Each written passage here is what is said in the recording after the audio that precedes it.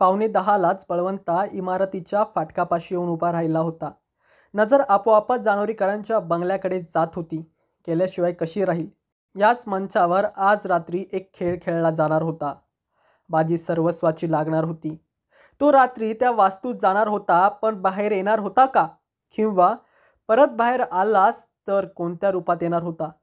5-10 मिनिटातच मनसुखानींची गाडी त्याच्यापाशी येऊन थांबली. मनसुखानी स्वतःच गाडी चालवत होते. मागच्या सीटवर परांजपे काका आणि स्वामीजी बसले होते. परांजपे काकांनी गाडीचं दार उघडलं. ते स्वतः बाहेर आले आणि त्यांच्या हाताचा आधार घेऊन स्वामीजी बाहेर आले. बंगल्याच्या किल्ल्या आणल्या आहेस? स्वामीजींनी विचारलं. हो. बरोबर काय घेतलं आहेस? फक्त एक स्कार्फ, बाकी काही नाही. छान, ये इकडं.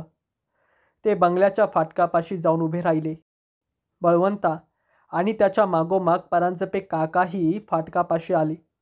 स्वामीजींच्या हातात साध्या पांढऱ्या सुताची तिहेरी पेढीची एक माळ होती. स्वामीजींनी हे सांगितलं नाही की दुपारचे 4-4:30 पर्यंत बसून त्यांनी ही माळ मंतरली होती. ती आता त्यांनी बळवंताच्या गळ्यात घातली. यापासून काही प्रमाणात तुला संरक्षण मिळेल, ते म्हणाले. बाकी आमच्या सर्वांच्या सदिच्छा तुझ्या मागे आहेतच. बळवंताला समजलं त्याची आत जाण्याची वेळ आली होती. जरा थांब, परांजपे काकांचा आवाज आला. त्यांनी खिशातून एक लहानशी बाटली काढली. तिचं टोपण काढून ती त्यांनी बळवंतासमोर धरली. पिऊन टाक, ते म्हणाले. क्षणाचाही विलंब न लावता बळवंताने ती बाटली हातात घेतली, तोंडाला लावली. आतील द्रव्य पिऊन टाकलं. गवती चहासारखी जराशी तिखट, मिरीसारखी जराशी झोंबणारी, जिभेवर चुरचुरणारी चव होती. द्रव्य कशासाठी होतं याचा परांजपे काकांनी काही खुलासा केला नाही. त्यांच्या हातातून बाटली काढून घेत ते म्हणाले. आता गेलास तरी चालेल. बेस्ट लक. बळवंताने त्या दोघांना वाकून नमस्कार केला. किल्लीने फाटकाचं कुलूप उघडलं. अंगणात पाय टाकला. आपल्या मागे फाटक बंद केलं. एक वार मागे वळून त्याने त्या तिघांचा हाताने निरोप घेतला आणि बंगल्याच्या मोठ्या दाराची वाट धरली. मोठ्या दाराचं कुलूप उघडून त्याने आत ढकललं आणि दार उघडताच आत पाय टाकला आणि दार मागे बंद करून घेतलं. दाराच्या आत पावलाभरावरच तो तसाच उभा राहिला. काही वेळाने नजर साफ झाली आणि त्याला वस्तूंचे आकार दिसायला लागले. उजव्या भिंतीला लागून एक खुर्ची होती. बळवंता त्या खुर्चीत बसला. ही गोष्ट करू का नको, ही गोष्ट आपल्याच्याने होईल का नाही, हे सर्व वाद आता संपले होते. तो त्या बंगल्यात हजर झाला होता. धाडसाचं म्हणा, साहसाचं म्हणा, अविचाराचं म्हणा, त्याने पाऊल तर टाकलं होतं. सध्या तरी काही वेळ तो तिथेच बसून राहणार होता. आताशी 10-10:15 वाजले होते. सारी रात्र जायची होती. एका पवित्र्यात बसून राहिल्याने 10-15 मिनिटातच पायांना पोटऱ्यांना मुंग्या आल्या. एवढासाही आवाज होणार नाही याची काळजी घेत त्याने मांडी मोडली आणि दोन्ही पाय खाली सोडले. पायात जरा जरा संवेदना यायला लागली. एकदम तो दचकून जागा झाला. भानावर आला. त्याला डुलकी लागली होती. या जागी आणि या वेळी अशक्यच वाटत होतं. मग त्या परांजपे काकांनी जे काही प्यायला दिलं होतं त्याचा परिणाम. पण मग त्याला स्वतःचा विचार करायला सवडच मिळाली नाही. खिडक्यांच्या काचातून खोलीत अंधुकसर प्रकाश येत होता. त्या प्रकाशात त्याला दिसलं की खोलीत तो एकटा नव्हता. कोणाच्या तरी हालचाली, खसखस, दबक्या आवाजातलं हसणं कानावर आलं. मग ते आकार उभे राहिले.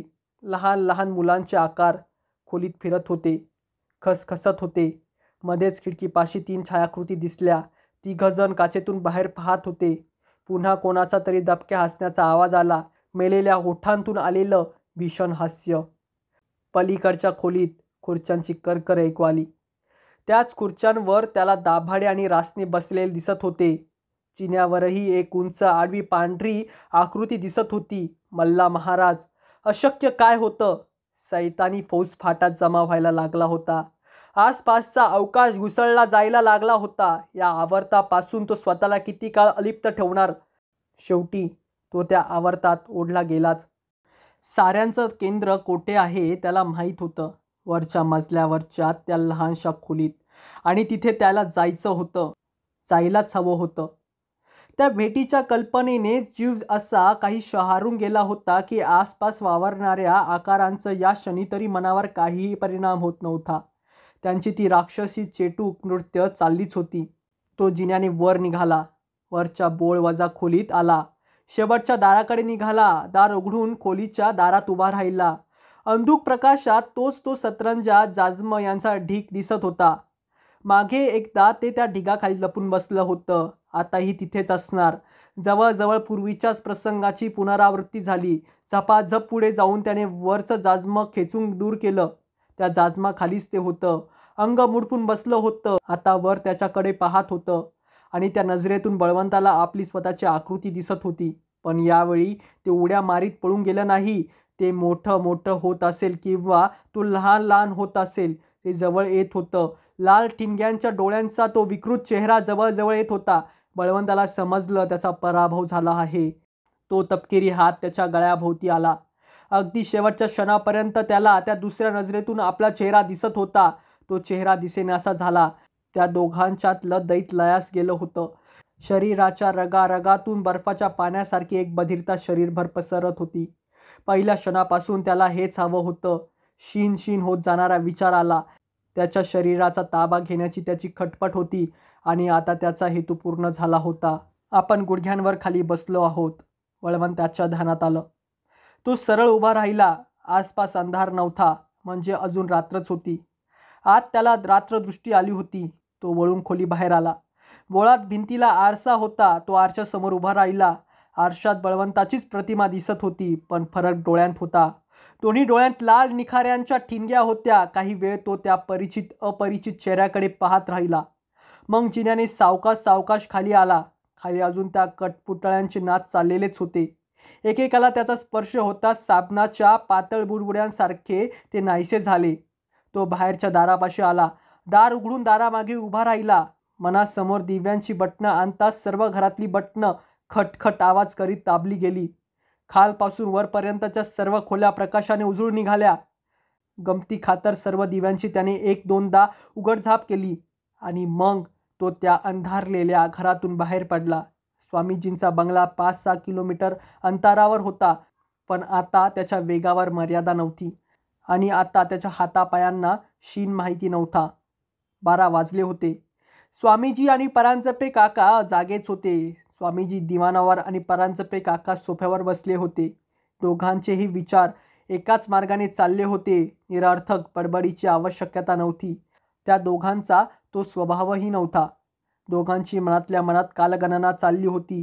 दारावरचा पडदा दूर झाला.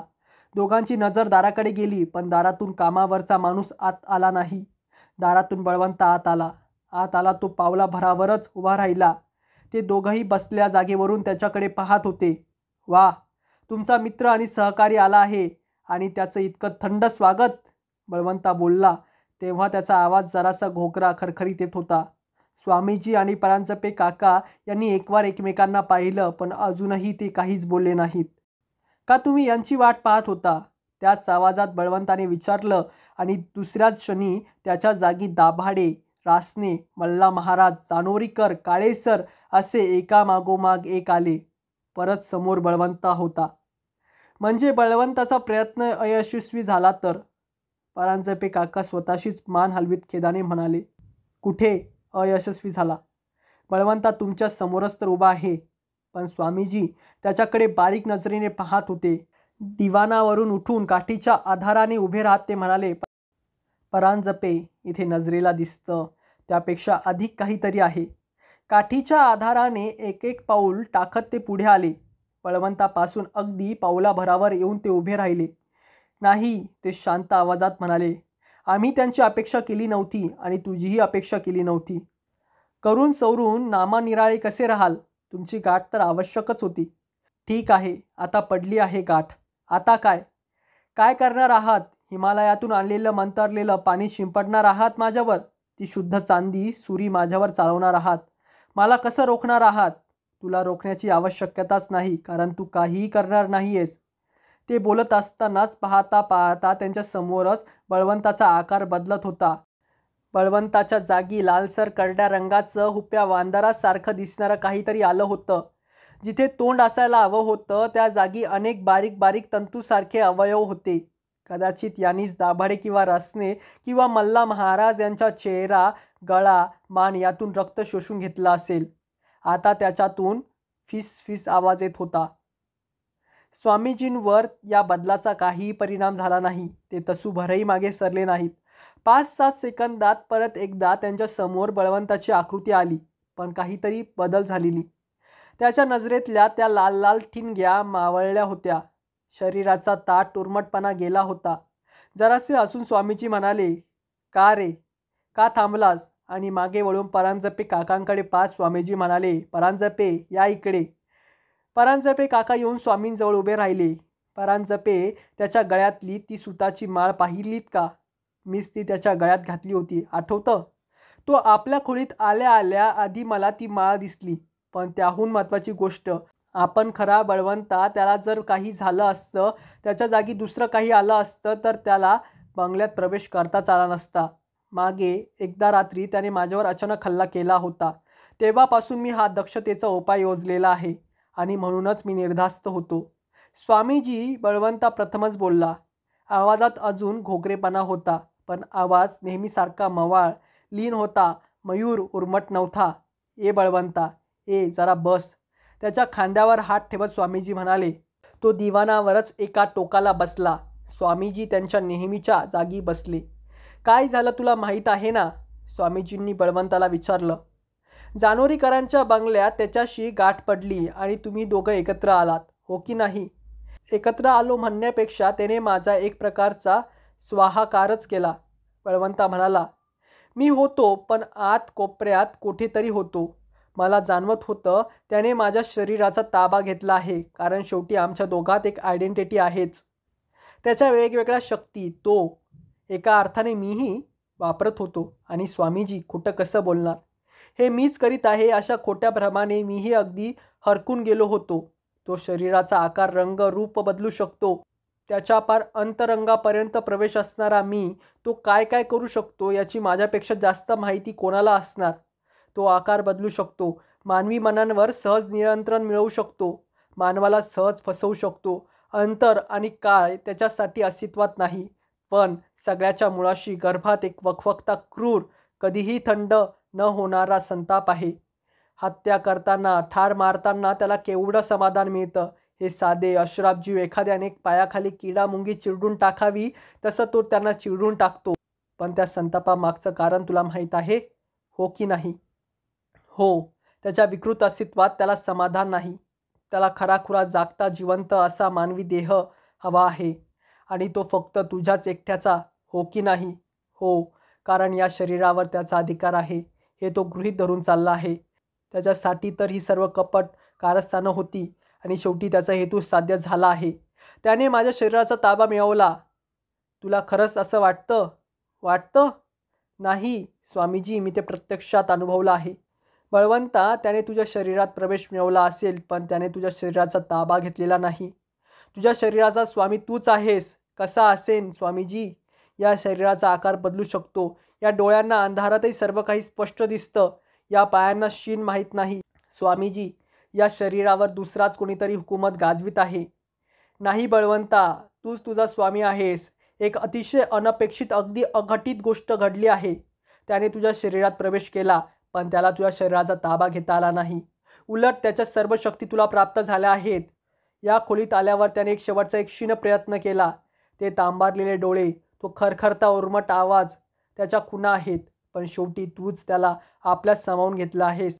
पण या माझ्या अंगी आलेल्या विविध शक्ती, मला त्याची काहीही कल्पना नाही. कदाचित काही काळानंतर त्या आपोआपच क्षीण होतील. पण तुझा स्वभावच असा आहे की तू त्यांचा दुरुपयोग कधीही करणार नाहीस.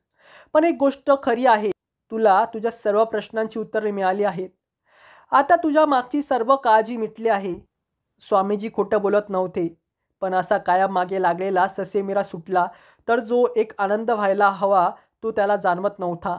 आपल्या शरीरात प्रवेश दिलं ते काहीतरी कशावरून कोणत्याही क्षणी ते आपल्या मनाचं, आपल्या शरीराचा ताबा घेणार नाही. कदाचित या क्षणी ते दडपलं गेलं असेलही, पण कोणत्या क्षणी उसळी मारून ते आपल्या हिंस्र अमानवी स्वरूपात वर येईल याचा काय भरवसा? "तुझं समाधान झालेलं दिसत नाही बळवंता." स्वामीजी म्हणाले. "मी सांगतो त्यावर विश्वास ठेव. तुझ्या गळ्यात जी दोऱ्याची साखळी घातली आहे ती खास घडवलेली आहे. बळवंता, संकेतही आपापल्या परीने शक्तिमान असतात. त्यांना कमी लेखू नकोस." स्वामीजी आणि परांजपे काका यांचा निरोप घेऊन बळवंता परत निघाला होता. रात्रीचा 1 वाजून गेला होता. दिव्यांखालची निळसळ पांढरी वर्तुळं सोडली तर बाकी सर्वत्र अंधार. रस्त्यावरून हेडलाईटच्या प्रकाशझोतात अंधार कापड सुसाट वेगाने जाणारी एखादीच गाडी, बाकी सर्वत्र शांतता. बळवंता त्याच्या मार्गाने चालला होता. त्याला एकटेपणाही जाणवत नव्हता. चालण्याचा शीणही जाणवत नव्हता. ती मोटरसायकल त्याच्यावरून पुढे गेली. तिकडे त्याचं लक्ष नव्हतं. मोटरसायकल 200-300 पावलांवर रस्त्याच्या कडेला थांबली. मोटरसायकलवरचे 2 जण खाली उतरले. रस्त्याच्या कडेला उभे राहिले. बळवंता आपल्याच विचारांच्या तंद्रीत चालला होता. एकाएकी समोर 2 येऊन उभे राहताच गोंधळून तो जागच्या जागी उभा राहिला. काय होत आहे हे समजायच्या आतच त्या दोघांनी त्याचे बखोटे धरले आणि त्याला ओढत ओढत रस्त्याच्या बाजूच्या 2-3 झाडांमागे नेलं. रहदारी अगदी तुरळक होती, पण तरीही अगदी ऐनवेळी कोणी आलंच तर त्याच्या दृष्टीस काही पडू नये म्हणून त्यांनी ही आडोशाची जागा निवडली होती. झाडाखाली आल्या आल्या एकाने बळवंताचे दोन्ही हात पाठीमागे धरून ठेवले. दुसऱ्याने त्याचे खिसे चाचपले. पॅन्टच्या खिशातलं पाकीट काढून घेतलं. तो मागे सरताच दुसऱ्याने बळवंताला झाडामागच्या अंधारात जोरात ढकलून दिलं. स्वतःचा तोल कसा तरी सावरत तो 4-5 पावलं झोकांड्या खात लढखळत पुढे गेला. मोटरसायकल रस्त्यावरून आरामात चालली होती. शहराच्या तिन्ही बाजूंच्या हायवेवर 50-60 किलोमीटरपर्यंतच्या मार्गावर दररोज रात्री यांचा हा उद्योग चालू असायचा.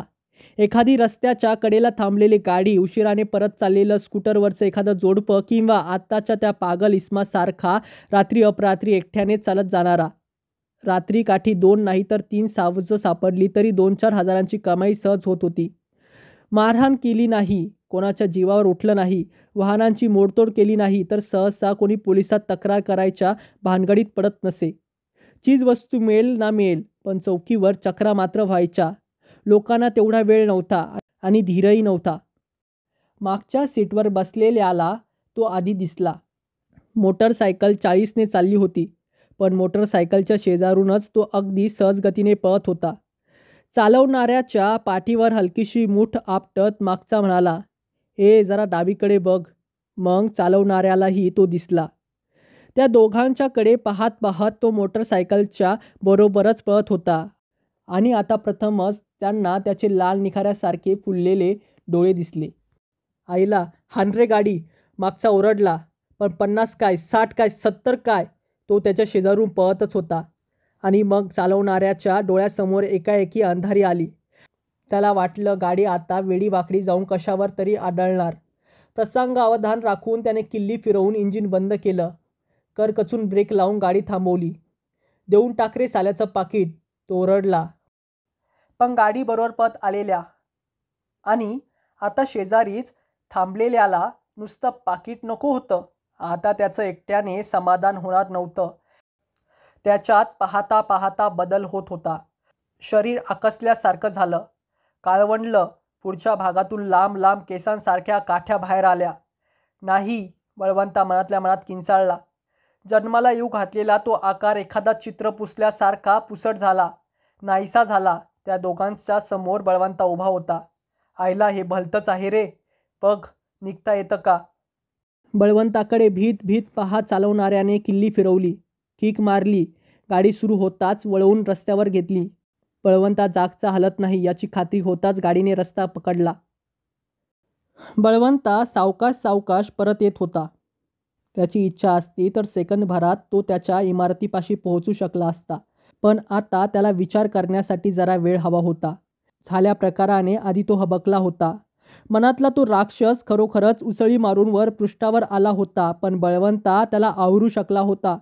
दरवेळी जमेल की नाही शंका होती, पण आता तरी ते जमलं होतं. नाहीतर हायवेवर रक्ताचा सडा पडला असता. नाकातोंडा मानेवर बारीक बारीक जखमांची जाळी असलेले 2 मृतदेह सापडले असते. या क्षणी तरी ते टाळलं होतं. आपल्यात काही अमानवी शक्ती आल्याचा त्याला अजिबात आनंद होत नव्हता. त्याला सर्वसाधारण मानवासारखं साधं आयुष्य जगायचं होतं. पण जणू काही सुरुवातीपासूनच तो मानववंशाच्या कडेकडेवरच जगत आला होता, कारण त्या फिटसचं रोपण पहिल्या क्षणापासून झालं होतं. काही वर्ष ते दोघं एकमेकांपासून अलग झाले होते आणि आता एक विचित्र दैवयोगाने परत एकत्र आले होते. पण त्याच्यामध्ये हा जो नवीन घटक सामावला गेला होता त्याचं स्वरूप काय होतं? अति तरळ अशा धूमकणांसारखं तो त्याच्या सर्व शरीरावर पसरला होता का? का त्या डॉक्टर सावंतांनी सांगितलेल्या मेंदूच्या अज्ञात भागात ते घर करून बसलं होतं? रात्री झोप लागली की मेंदूवरील व्यक्त मनाचं नियंत्रण जातं म्हणतात. मग झोपेत त्याने त्याच्या मेंदूच्या आणि पर्यायाने शरीराचा ताबा घेतला तर? बळवंताचं नियंत्रण नसलं तर क्रूर अनाचाराचा भडका उडवायला ते स्वैर स्वतंत्र होईल का? बळवंताच्या लक्षात आलं त्याचा शोध अजून संपला नव्हता. फक्त आता शोधाचं क्षेत्र बाह्यसृष्टी नव्हती तर त्याची स्वतःची अस्मिता, त्याचं मन, त्याचं मेंदू हे राहणार होतं. स्वामीजी म्हणाले होते तशा या शक्ती काही काळानंतर क्षीण होत गेल्या तर छानच, पण त्याचा निकष कोण आणि कसा लावणार? आणखीही एक विचार त्याच्या मनात आला. रस्त्यावर त्या 2 गुंडांनी हल्ला केला तेव्हा तो संतापला होता आणि जर त्या संतापाच्या आंचेनेच ती आतली सुप्त शक्ती उफाळून वर आली होती, मग काय केवळ भावनातिरेकाच्या क्षणीच ती पृष्ठावर येणार होती? की ती त्याच्या हुकुमतीखाली होती आणि तो मनात आणील तेव्हा तिचा वापर करू शकत होता? आणि त्या शक्तीची व्याप्ती तरी किती होती? त्याला वाटलं आपल्याला हे ज्ञान आवश्यक आहे. वाटलं तर त्यासाठी काही चाचण्याही घ्यायला हव्यात. सकाळी सकाळीच तो मनसुखानींच्या बंगल्यावर हजर झाला होता. त्याला पाहून त्यांना नवल वाटलं होतं आणि आनंदही झाला होता. अरे वा बळवंता, ये रे. मोठ्या अगत्याने त्यांनी त्याला आत नेलं. मागे आलेल्या नोकराला सांगितलं, अरे बाईंना सांग बळवंत आला आहे. अहो मनसुखानी साहेब, मी फक्त तुमच्या त्या जानोरीकरांच्या घराच्या किल्ल्या परत द्यायला आलो आहे. बळवंता म्हणाला, काल तर स्वामीजींनी मागून घेतल्या. मनसुखानी नवलाने म्हणाले, काम झालं का? का त्यांची गरज पडली नाही? नाही, गरज पडली ना, आणि कामही झालं. म्हणजे असं की ती वास्तू आता सुरक्षित झाली आहे. तुम्हाला तिथे जी काही सुरुवात करायची असेल ती तुम्ही करू शकता. आता तिथे काहीही धोका नाही. तेवढ्यात मिसेस मनसुखानी बाहेर आल्या. त्यांच्या मागोमाग गडी चहाचा ट्रे आणि खाण्याच्या डिशेस घेऊन आला. बळवंता काहीतरी बोलणार होता पण मिसेस मनसुखानीच म्हणाल्या, बळवंता, औपचारिकपणाची गरज नाही. मी तुला सांगितलं ना, तू घरच्या सारखाच आहेस. अर्धा पाऊण कप काय घ्यायचा तो चहा घे. वाटलं तर खा, नाहीतर खाल्लं नाहीस तरी चालेल. काही फॉर्मॅलिटी नाही. काय? यावर बळवंता काय बोलणार? 10-15 मिनिटांनी तो जायला निघाला तेव्हा मनसुखानींनी विचारलं, आता कुठे? घरीच निघालो आहे. मग चल की मी तुला सोडतो. त्या जानोरीकरांच्या घरावरही एक नजर टाकता येईल. तू 5-7 मिनिटं इथेच थांब हां, मी येतोच. मिसेस मनसुखानी त्याच्याकडे पाहत जरा हसत म्हणाल्या, अरे किती आखडून बसला आहेस, आरामात बस की. बळवंता, तुझा विषय आमच्याकडे अनेक वेळा निघतो. मला यांनी सर्व सांगितलं आहे. आधी फोन करून तिथल्या धोक्याची सूचना दिली होतीस म्हणून बरं, नाहीतर काय भलतं झालं असतं. केवळ त्या विचारानेही त्यांनी शहारल्यासारखं केलं. त्याचं काय आहे माही, समोर धोका दिसत असताना गप्प कसा बसणार? अगदी कुणीही हेच केलं असतं, नाही का? इतरांशी आपल्याला काय करायचं आहे? आमचं नशीब की तूच तिथे होतास आणि आम्हाला सावध करायचे तू श्रम घेतलेस. बळवंत काही बोलणार तेवढ्यात मनसुखानीच खोलीत आले. चला आपण निघूया, ते म्हणाले. गाडी बळवंताच्या इमारतीसमोर थांबली. मनसुखानी काही बोलण्याच्या आत बळवंता म्हणाला, मनसुखानी साहेब, मी येतो तुमच्याबरोबर त्या घरात. द्या किल्ल्या माझ्याकडे. एकाएकी त्याच्या मनात विचार आला होता, वास्तू सुरक्षित झाली आहे. आपण त्यांना सांगितलं आहे खरं, पण खात्री करून घेणं नेहमी फायद्याचं असतं आणि त्या घरात प्रवेश आधी आपणच केला पाहिजे. किल्ल्या घेऊन तो फाटकापाशी आला. तिथलं कुलूप काढलं. मग तो मुख्य दारापाशी आला. त्या दाराचं कुलूप काढलं आणि त्याने दार आत ढकललं. एका हाताने मनसुखानींना बाहेरच थांबण्याची खूण केली आणि आत पाय टाकला. पेटलेल्या भट्टीचं दार उघडताच गरम हवेचा झोत अंगावर यावा तसा त्या वास्तूत घालवलेल्या क्षणांच्या आठवणी एखाद्या झोतासारख्या झोपवत आल्या. त्याने स्वतः या घराला 3-4 भेटी दिल्या होत्या. त्या आठवणी होत्याच, पण त्याखेरीज आणखीही होत्या. आणि त्या कोणाच्या हे सांगण्याची आवश्यकता नव्हती.